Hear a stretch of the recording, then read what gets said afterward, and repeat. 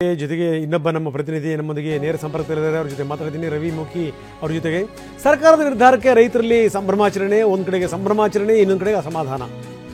ಪಟಾಕಿ ಸಿಡಿಸಿ ಕಬ್ಬು ಬೆಳೆಗಾರರು ಸಂಭ್ರಮ ವ್ಯಕ್ತಪಡಿಸಿದ್ದಾರೆ.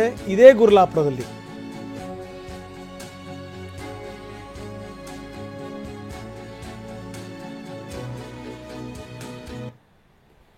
ನಾನು ಹೇಳ್ತಾ ಇದ್ದೆ, ನಿನ್ನೆ ಶತಪ್ರಯತ್ನ ಮಾಡಿ ಮುಖ್ಯಮಂತ್ರಿಗಳು ನಿರ್ಧಾರಕ್ಕೆ ಬಂದರು, ನಿರ್ಧಾರವನ್ನು ಘೋಷಣೆ ಮಾಡಿದ್ರು.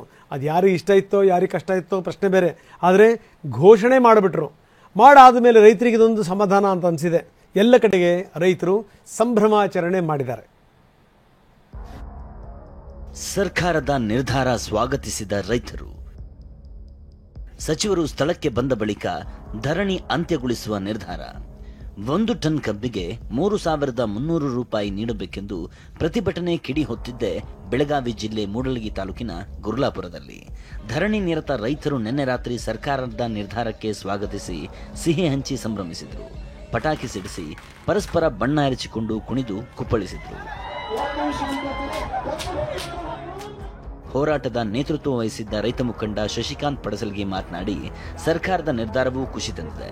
ನಾವು ಹೋರಾಟದಿಂದ ಹಿಂದೆ ಸರಿದಿದ್ದೇವೆ, ಆದರೆ ಹೋರಾಟ ನಿಂತಿಲ್ಲ.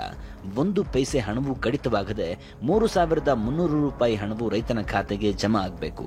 ಇದರಲ್ಲಿ ಕೂದಲೆಳೆಯ ವ್ಯತ್ಯಾಸವಾದರೂ ಮತ್ತೆ ಹೋರಾಟ ಭುಗಿಲೇಳುತ್ತೆ ಎಂದಿದ್ದಾರೆ. ಯಾವುದು ರಿಕವರಿ ಅದು ಇದು ಕಲ್ಟಿವೇಶನ್ HNT ಯಾವುದು ಸಂಬಂಧ ಇಲ್ಲ. ನಾವು ಹೋರಾಟ ಹಿಂದೆ ತಕ್ಕೊಂಡಿವಿ ಅಂತಂದ್ರೆ ಹಿಂದೆ ಸರ್ದಿವಂತಲ್ಲ, ಮನೆಗೆ ಹೋಗಿವಂತಲ್ಲ. ಇದರಲ್ಲಿ ಕೂದಲಲ್ಲಿ ವ್ಯತ್ಯಾಸ ಆದರೂ ಸಹಿತ DC ಅವರ ಆಫೀಸಿನ ಮುಂದೆ ಬೃಹತ್ ಪ್ರಮಾಣದ ಪ್ರತಿಭಟನೆ ಆಗ್ತದೆ. ಶಿವಾನಂದ ಪಾಟೀಲ್ರ ಮನೆಗೆ ಮುತ್ತಿಗೆ ಆಗ್ತದೆ. ಮುಂದಿನ ಹೋರಾಟ ಹೇಳಲಿಕ್ಕಾಗೋದಿಲ್ಲ. ಮತ್ತೊಬ್ಬ ರೈತ ಮುಖಂಡರಾದ ಚೂನಪ್ಪ ಪೂಜಾರಿ ಮಾತನಾಡಿ, ಸಕ್ಕರೆ ಸಚಿವ ಶಿವಾನಂದ ಪಾಟೀಲ್ ಅವರು ಸ್ಥಳಕ್ಕೆ ಬಂದು ಘೋಷಣೆ ಮಾಡ್ತಾರೆ. ಅಲ್ಲಿವರೆಗೂ ವೇದಿಕೆ ತೆಗೆಯಲ್ಲ. ರೈತರು ಕಬ್ಬು ಕಟಾವು ಮಾಡದೆ ಸ್ವಲ್ಪ ಕಾಯಬೇಕು ಅಂತ ಹೇಳಿದ್ರು. ಸರ್, ನಾಳೆ ಶುಗರ್ ಮಂತ್ರಿ ಬರಬೇಕು. ಅಧಿಕೃತವಾಗಿ ನಮಗೆ ಕರ್ನಾಟಕ ರಾಜ್ಯ ರೈತ ಸಂಘಕ್ಕೆ ಲೆಟರ್ ಕೊಡಬೇಕು. ನಾಳೆ ಅಧಿಕೃತ ಲೆಟರ್ ಬಂದ್ಮೇಲೆ ನಾಡ್ದು ನೀವು ಕಾರ್ಖಾನೆಯನ್ನು ಪ್ರಾರಂಭ ಮಾಡಕ್ರೆ ನಮ್ದೇನು ಅಭ್ಯಂತರವಿಲ್ಲ. ರೈತರು ಕೂಡ ಕಬ್ಬು ಕಡಿಬೇಡ್ರಿ. ಯಾಕಂದ್ರೆ ಒಂದು ಲೆಟರ್ ಬಂದು ನಾಳೆ ಒಂದಿನ, ನಾಳೆ ಅದು 3-4-5 ಗಂಟೆಗೆ ಮುಗಿಯುತ್ತೆ. ನಾಡಿಂದ್ರೆ ಬೆಳಗಿಂದ್ರೆ ಕಬ್ಬು ಕಳಿಸಿ. ಎಲ್ಲ ಕಬ್ಬು ಬೆಳೆಗಾರರಲ್ಲಿ ನನ್ನ ವಿನಂತಿ, ಕಟಾವು ಮಾಡ್ತಕ್ಕಂಥ ಸಂದರ್ಭದಲ್ಲಿ ಗಡಬಡಿಸಿ ಲಗಾಣಿ ಕೊಟ್ಟು ಹಾಳಾಗಬೇಡಿ. ಬೆಳಗಾವಿಯ ಅಥಣಿ ತಾಲೂಕಿನ ಸಂಬರ್ಗಿ ಗ್ರಾಮದಲ್ಲೂ ಪಟಾಕಿ ಸಿಡಿಸಿ ರೈತರು ಸಂಭ್ರಮಿಸಿದರು. ಕಿತ್ತೂರು ರಾಣಿ ಚೆನ್ನಮ್ಮ ವೃತ್ತದಲ್ಲಿ ಕರಬೆ ಪ್ರವೀಣ್ ಶೆಟ್ಟಿ ಬಣದ ಕಾರ್ಯಕರ್ತರು ಸಿಹಿ ಹಂಚಿ ಸಂಭ್ರಮಾಚರಣೆ ಮಾಡಿದರು. ಇನ್ನು ಬಾಗಲಕೋಟೆ ಜಮಖಂಡಿ ತಾಲೂಕಿನ ಚಿಕ್ಕಲಕ್ಕಿ ಮತ್ತು ಲೋಕಾಪುರ ರೈತರು ಸಿಹಿ ಹಂಚಿ ಸರ್ಕಾರದ ನಿರ್ಧಾರ ಸ್ವಾಗತಿಸಿ ಸಂಭ್ರಮಾಚರಣೆ ಮಾಡಿದ್ದಾರೆ. ವಿಜಯಪುರ, ಬಾಗಲಕೋಟೆಯ ಮುಧೋಳದಲ್ಲಿ ಅಸಮಾಧಾನ. ಬೇಡಿಕೆಯಂತೆ 3,500 ರೂಪಾಯಿ ಕೊಡದೆ ಅನ್ಯಾಯ ಅಂತ ಕಿಡಿ. ಬೆಳಗಾವಿಯಲ್ಲಿ ರೈತರು ಸಂಭ್ರಮಾಚರಣೆ ಮಾಡಿದರೆ ಬಾಗಲಕೋಟೆ ಮುಧೋಳ ತಾಲೂಕಿನ ರೈತರು ಮತ್ತು ವಿಜಯಪುರದಲ್ಲಿ ರೈತರಿಂದ ವಿರೋಧ ವ್ಯಕ್ತವಾಗಿದೆ. ನಾವು ಕೇಳಿದ್ದು ಪ್ರತಿ ಟನ್ಗೆ 3,500 ರೂಪಾಯಿ, ಆದರೆ ಸರ್ಕಾರ ಕೇವಲ 3,200ರಿಂದ 3,300 ರೂಪಾಯಿಗೆ ಹೆಚ್ಚಿಸಿದೆ. ನಮ್ಮ ಹೋರಾಟ ಮುಂದುವರಿಯಲಿದೆ ಅಂತ ಮುಧೋಳದಲ್ಲಿ ರೈತ ಮುಖಂಡ ವೀರಣ್ಣ ಹಂಚಿನಾಳ ಹೇಳಿದ್ದಾರೆ. 3,300 ರೂಪಾಯಿ ಬೆಲೆ ಘೋಷಣೆ ಮಾಡಿದಾರ. ಆ ಬೆಲೆಗೆ ನಾವು ಯಾರು ಹೋರಾಟಗಾರ ಒಪ್ಪಿಗೆ ಇಲ್ಲ ಅಂತಕ್ಕಂಥದ್ದು ಸ್ಪಷ್ಟವಾಗಿ ನಾವು ಇವತ್ತು ಹೇಳಕ್ ಇಷ್ಟಪಡ್ತಾರೆ. ಯಾಕಂದ್ರೆ ನಾವು ಬೇಡಿರ್ತಕ್ಕಂಥ ಹಣ ಕನಿಷ್ಠ 3,500 ರೂಪಾಯಿ ಕೊಡ್ಬೇಕನ್ನುವಂಥದ್ದು ನಿರ್ಧಾರ ಇಟ್ಟಿವು. ಇನ್ನು ವಿಜಯಪುರ ಜಿಲ್ಲೆಯ ರೈತರು ಸರ್ಕಾರದ ನಿರ್ಧಾರದಿಂದ ಅನ್ಯಾಯವಾಗಿದೆ. ವಿಜಯಪುರ ಜಿಲ್ಲೆಯಲ್ಲಿ ರಿಕವರಿ 10% ಇದೆ. 11.25 ಇಳುವರಿಗೆ 3,300 ದರ ಫಿಕ್ಸ್ ಆಗಿದೆ.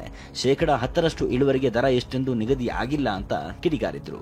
ಆಮೇಲೆ ಇವ್ರೇನು ಕಾರ್ಖಾನೆಯವರು 50 ರೂಪಾಯಿ ಕೊಡಬೇಕು ಮತ್ತು ಸರ್ಕಾರದಿಂದ 50 ರೂಪಾಯಿ ಕೊಡಬೇಕಂತ ಏನು ಹೇಳ್ಯಾರಲ್ಲ, ಅದು ಏನು ಎಲ್ಲರಿಗೆ ಅಪ್ಲೈ ಆಗ್ತದೋ ಅಥವಾ ಏನು 11.25 ಇದ್ದವ್ರಿಗೆ ಅಷ್ಟೇ ಅಪ್ಲೈ ಆಗ್ತದೋ ಅನ್ನೋದು ಕೆಲವೊಂದಿಷ್ಟು ಕನ್ಫ್ಯೂಷನ್ ಐತೆ ನಮ್ಗೆ.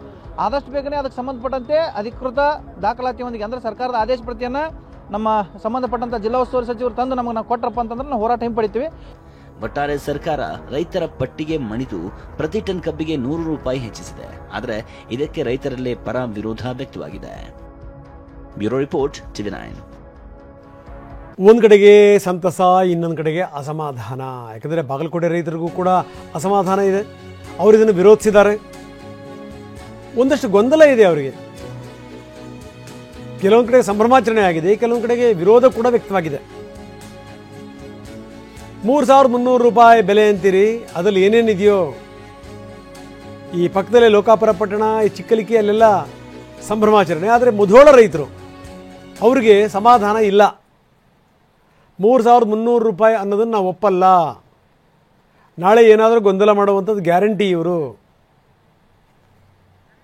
ಬನ್ನಿ, ನಮ್ಮ ಪ್ರತಿನಿಧಿ ರವಿ ಮೂಕಿ ಈಗ ನಮ್ಮೊಂದಿಗೆ ನೇರ ಸಂಪರ್ಕದಲ್ಲಿದ್ದಾರೆ. ರವಿ, ಒಂದು ಕಡೆಗೆ ನೋಡ್ತಾ ಇದ್ದೀವಿ ಸಂಭ್ರಮಾಚರಣೆ, ಇನ್ನೊಂದು ಕಡೆಗೆ ರೈತರಲ್ಲಿ ಆಕ್ರೋಶ ಇದೆ, ಅಸಮಾಧಾನ ಇದೆ. ನಾಳೆ ಇವತ್ತು ಈ ತುಂಬ ಫೋರ್ಸ್ ಮಾಡಿ ಒಪ್ಕೊಂಡಿರುವಂಥ ಮಾಲೀಕರು ನಾಳೆ ಯಾವಾಗ ನಿರ್ಧಾರ ಬದಲಾಯಿಸ್ತಾರೆ ಅಂತ ಹೇಳೋಕ್ಕಾಗಲ್ಲ. ಹೀಗಾಗಿ ಏನು ಅಂದರೆ ಅವ್ರಿಗೂ ಕೂಡ ಅಸಮಾಧಾನ ಇದೆ. ರೈತರು ಏನಂತಾರೆ?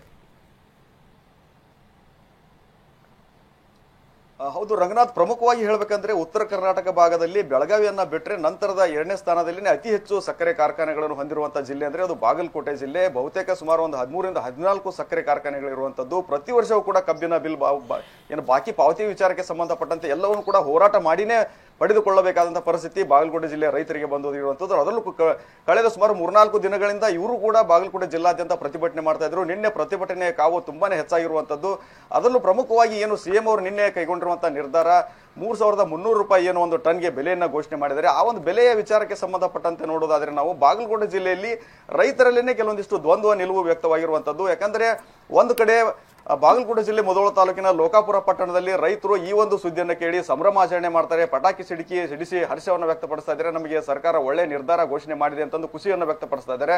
ಅದ್ರ ಜೊತೆಗೆ ಇನ್ನೊಂದು ಕಡೆ ಚಿಕ್ಕಲ್ಕಿ ಕ್ರಾಸ್ ನಲ್ಲಿ ಅಂದ್ರೆ ಜಮಖಂಡಿ ತಾಲೂಕಿನ ಚಿಕ್ಕಲ್ಕಿ ಕ್ರಾಸ್ ನಲ್ಲೂ ಕೂಡ ಅಹೋರಾತ್ರಿಯನ್ನ ಧರಣಿಯನ್ನ ನಡೆಸಿದಂತ ರೈತರು ಕೂಡ ಬಣ್ಣವನ್ನ ಎರಚಿ ಖುಷಿ ಪಟ್ಟಿರುವಂತದ್ದು. ಆದ್ರೆ ಇನ್ನೊಂದು ಕಡೆ ಮುಧೋಳ ಭಾಗದಲ್ಲಿ ಅಂದ್ರೆ ಪ್ರಮುಖವಾಗಿ ಹೇಳ್ಬೇಕಂತಂದ್ರೆ ಮುಧೋಳದ ರೈತರನ್ನೇ ತುಂಬಾ ಸ್ಟ್ರಾಂಗ್ ಇರುವಂತದ್ದು ಬಾಗಲಕೋಟೆ ಜಿಲ್ಲೆಯಲ್ಲಿ. ಅವರ ನಿರ್ಧಾರ ಏನಾಗಿದೆ ಅಂತಂದ್ರೆ ನಾವು ಈ 3,500 ರೂಪಾಯಿ ಏನು ಬೇಡಿಕೆ ಇಟ್ಟಿದ್ವಿ ಅದಕ್ಕೆ ನಾವು ಇನ್ನೂ ಕೂಡ ಸ್ಟಿಕ್ ಆನ್ ಆಗಿದ್ದೀವಿ. ಯಾವುದೇ ಕಾರಣಕ್ಕೂ 3,300 ರೂಪಾಯಿ ಬೆಲೆಯನ್ನ ನಾವು ಒಪ್ಪೋದಕ್ಕೆ ತಯಾರಿಲ್ಲ, ಇದು ನಮಗೆ ಸಾಲೋದಿಲ್ಲ ಅನ್ನೋ ಮಾತನ್ನು ಹೇಳಿದ್ದಾರೆ. ಅದ್ರ ಜೊತೆಗೆ ತೂಕದಲ್ಲಿ ಮೋಸ ಆಗಿರ್ಬೋದು, ಮತ್ತೆ ಏನು ಕಬ್ಬು ಕಳಿಸಿದ ನಂತರ 15 ದಿನದೊಳಗೇನೆ ಬಿಲ್ ಪಾವತಿ ಮಾಡಬೇಕು ಅಂತ ವಿಚಾರ ಆಗಿರ್ಬೋದು, ಬೇರೆ ಬೇರೆ ಇನ್ನೂ ಕೆಲವೊಂದಿಷ್ಟು ಬೇಡಿಕೆಗಳಿದಾವೆ. ಮತ್ತು 3,300 ರೂಪಾಯಿ ಬೆಲೆಯನ್ನು ಏನು ಕೊಟ್ಟಿದ್ದಾರೆ ಇದಕ್ಕೂ ಕೂಡ ನಮಗೆ ಲಿಖಿತವಾಗಿ ಬೇಕು, ಒಂದು ಸೂಕ್ತವಾದಂತಹ ಒಂದು ಮಾರ್ಗದರ್ಶಿ ಬೇಕು, ಕೇವಲ ನಮಗೆ ಅನೌನ್ಸ್ ಮಾಡಿದರೆ ಸಾಲೋದಿಲ್ಲ ಅನ್ನೋ ಒಂದು ಮಾತನ್ನು ಹೇಳಿರುವಂತದ್ದು. ಇದಕ್ಕೆ ಸಂಬಂಧಪಟ್ಟಂತೆ ಕೆಲವೊಂದಿಷ್ಟು ಜನ ರೈತರು ಇಲ್ಲಿದ್ದಾರೆ, ಅವ್ರನ್ನೂ ಮಾತಾಡಿಸೋ ಅವ್ರ ಒಪಿನಿಯನ್ ಏನಂತಂದು. ಸರ್, ಈಗ ಒಂದು 3,300 ರೂಪಾಯಿ ಬೆಲೆ ಘೋಷಣೆ ಮಾಡಿದ್ದಾರೆ ಸಿಎಂ ಅವರು. ಈ ಬಾಗಲಕೋಟೆ ಜಿಲ್ಲೆಯಲ್ಲಿ ಪರ ವಿರೋಧ ಶುರುವಾಗಿದೆ, ದ್ವಂದ್ವ ನಿಲುವು ವ್ಯಕ್ತವಾಗಿದೆ. ತಮ್ಮ ಒಪಿನಿಯನ್ ಭಾರತೀಯ ಕಿಸಾನ್ ಸಂಘದ ಬಗ್ಗೆ? ಸರ್, ನಿಜವಾಗ್ಲೂ ಹೇಳ್ಬೇಕಂದ್ರೆ ನಿನ್ನೆ 3,300 ಅಂತೇಳಿ ಏನು ಘೋಷಣೆ ಮಾಡ್ಯಾರಲ್ಲ, ಇದು ನಿಜವಾಗ್ಲೂ ಅವೈಜ್ಞಾನಿಕವಾಗಿದೆ. ಕೇಂದ್ರ ಕೃಷಿ ಆಯೋಗ ಏನು ಹೇಳುತ್ತಂದ್ರೆ ಪ್ರತಿ ಟನ್ನಿಗೆ 10-25 ಮೇಲೆ ಏನು ಕೊಡ್ಬೇಕಂದ್ರೆ 4,000 ರೂಪಾಯಿ ಕೊಡ್ಬೇಕಂತೇಳಿ ಒಂದು ನಿಯಮಾವಳಿಯನ್ನು ರೂಪಿಸ್ಯಾರ. ಅಷ್ಟಲ್ಲ, ಇವತ್ತು ಕಬ್ಬು ಏನು ತೊಗೊಂಡೋಕ್ಕಾರಲ್ಲ ಫ್ಯಾಕ್ಟ್ರಿಗಳಿಗೆ ಆಗಿಂದಾಗ ಬಿಲ್ ಕೊಡ್ಬೇಕಂತೇಳಿ ಒಂದು ಕೃಷಿ ಆಯೋಗದ ನಿಯಮಾವಳಿ ಐತಿ. ಆದರೆ ಅದನ್ನು ಬಿಟ್ಟು ಇವ್ರು ನಿನ್ನೆ ಮಾಲಕರು ಒಪ್ಪವಲ್ರು, ಅದನ್ನು ಒಪ್ಪವಲ್ರು ಅಂತೇಳಿ ಅದು ಒತ್ತಾಯಪೂರ್ವಕವಾಗಿ 3,300 ನಿನ್ನೆ ಇದು ಮಾಡ್ಯಾರ. ಆದ್ರೆ ನನಗೇನು ಅನಿಸೈತಿ ಇದು ಅವೈಜ್ಞಾನಿಕವಾಗೈತಿ. ಇನ್ನೊಂದು, ಇವತ್ತು ರೈತರಲ್ಲಿ ಗೊಂದಲ ಮೂಡಿಸುವಂಥ ಕೆಲಸ ಮಾಡ್ಯಾರ. ನಿನ್ನೆ ನಮ್ಮ ಸನ್ಮಾನ್ಯ ಸಿದ್ದರಾಮಯ್ಯನವ್ರು ಹೇಳ್ತಾರೆ, DK ಶಿವಕುಮಾರ್ ಅವ್ರು ಏನು ಹೇಳ್ತಾರೆ ಅಂದರೆ ಬೆಳಗಾವಿ ಜಿಲ್ಲಾಧಿಕಾರಿಗಳ ಸಭೆ ಕರೆದಿದ್ದೇನೆ, ಅವ್ರ ನೇತೃತ್ವದಲ್ಲಿ ಕರೆದಿದ್ದೇನೆ. ಆ ಬೆಳಗಾವಿಯ ರೈತರಿಗೆ ನಾನು 3,300 ಮಾಡೀನಿ ಅನ್ನುವಂಥ ಒಂದು ಹಲವಾರು ಹೇಳಿಕೆಗಳನ್ನು, ಪ್ರತಿದ್ವಂದ್ವ ನಿಲುವುಗಳನ್ನು ಅವರು ವ್ಯಕ್ತಪಡಿಸಿದ್ದಾರೆ. ನಾನು ಹೇಳೋದೇನೆಂದ್ರೆ ಕೃಷಿ ಆಯೋಗದ ಪ್ರಕಾರ ನಮಗೆ ಎಲ್ಲ ನಿಯಮಾವಳಿ ಪ್ರಕಾರ ಕೊಡ್ಬೇಕು. ಅದು ಏನು ಈ FRP 4,000 ಕೂಡ ತಳಕತ್ತೀನಲ್ಲ ನಾನು, ಇವು ಕಟಾವ್ ಚಾರ್ಜು, ಸಾಗಾಣಿಕೆ ವೆಚ್ಚವನ್ನು ಎಲ್ಲವನ್ನ ಹೊರತುಪಡಿಸಿ 4,000 ಕೊಡ್ಬೇಕಂತೇಳಿ ನಿಯಮಾವಳಿ ಇದೆ. ಸರ್, ನನಗನ್ಸಿದ ಮಟ್ಟಿಗೆ ಇಡೀ ನಮ್ಮ ರೈತರು ನಿಜವಾಗ್ಲೂ ಅವ್ರಿಗೆ ಯಾವುದೇ ಒಂದು ರೀತಿಯಿಂದ ಸ್ವಲ್ಪ ಕಾನೂನಿನ ಜ್ಞಾನ ಕಡಿಮೆ ಇರುತ್ತೆ, ಒಂದು 30% ಮಾತ್ರ ಇರ್ತಿರ್ತದೆ. ಅದಕ್ಕಾಗಿ ನಾವೇನು ರೈತ ಮುಖಂಡರು ಅಂತೇಳಿ ಅನ್ಕೊಂತೀವಲ್ಲ, ನಾವು ದ್ವಂದ್ವ ನಿಲುವುದಲ್ಲಿ ನಿನ್ನೆ ಸರ್ಕಾರ ಮಾಡಿದೆ.